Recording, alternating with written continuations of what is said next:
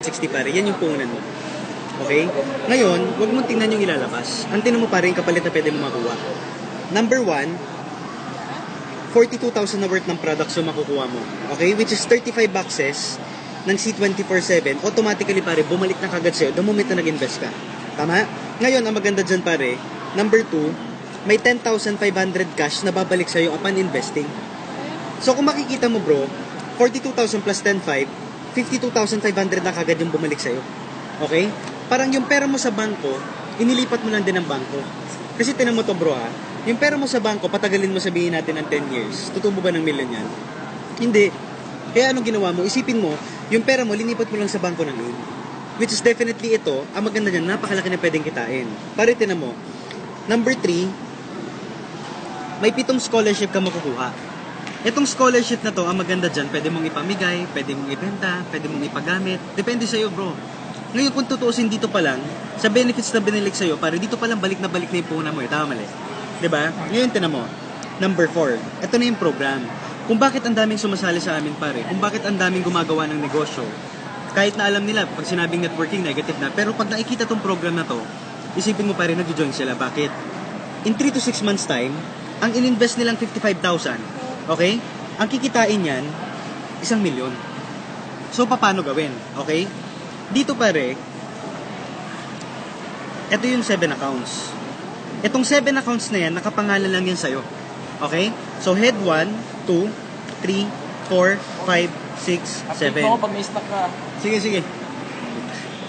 Ngayon, ang kailangan mo lang gawin, kumuha ka ng 8 tao. 8 tao na merong 55,000.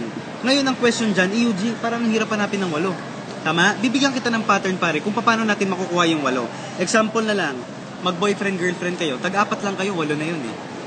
Tama? 4 sa'yo. Let's say ito, tanungin kita, sir, busy ka ba? Oh. Sabihin natin busy ka. Itong format na ginawa namin, kahit na busy ka, itong pinakita ko sa'yo, possible na kitain mo to. Okay? Sabihin natin, sir, ito 1 week. Sa 1 week ba, kaya mong bigyan to ng time kahit twice a week? Oh. Oo naman.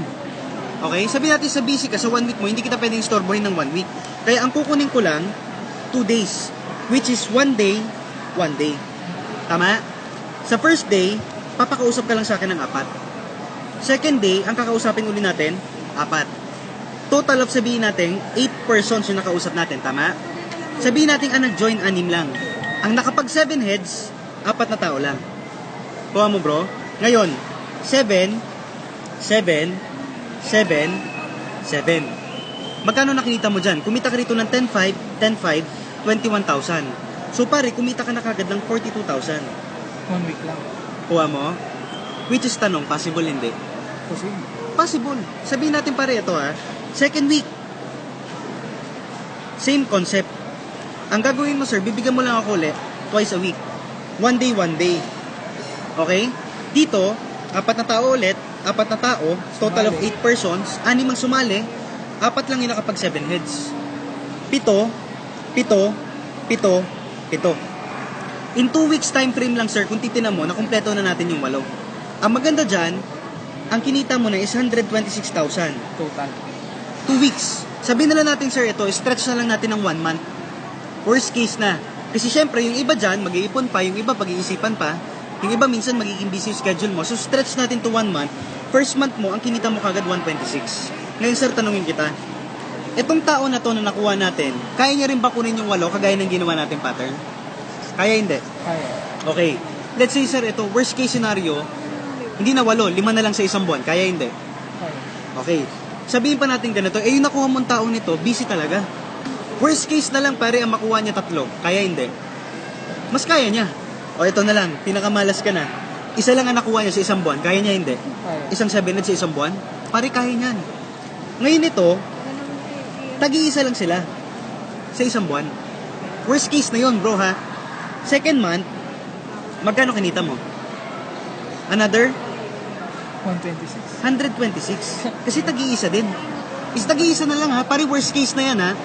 Third month, ito, hindi talaga sila magaling mag-invite. Hindi nila nagawa yung nagawa mong 8. Okay? Worst case, ito, isa lang uli ang na-invite. Possible? Ito, isa lang ulit. So, ilan?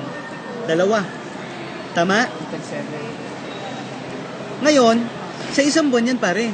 Third month mo, magkano kinita mo? Doblehin mo to. 252,000. Kuha mo? Fourth month, same concept. Ito nag-invite ng isa, ito ng isa. Okay? Ito ng isa, ito ng isa. In short pare, tagdadalawa. 7. Dadalawa. So sila, hindi nila nagawa yung nagawa mong 8 tao sa isang buwan.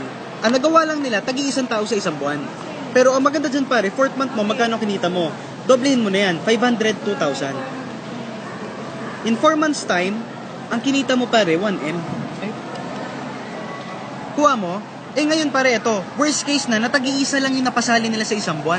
What if ito may napasaling 5? What if ito may napasaling 6 sa isang buwan? Ang worst case ko na nga sa'yo, tagi-isa lang. Tama, yung napasali. Ang maganda dun pare, in 4 months time, 1M pa rin yung kinita mo. Kuha mo bro, meron nga nakakagawa dito 2 months, 3 months. Nakuha mo yung concept. So dito pare, yan yung tagsi-7. What if UG ang problema dyan?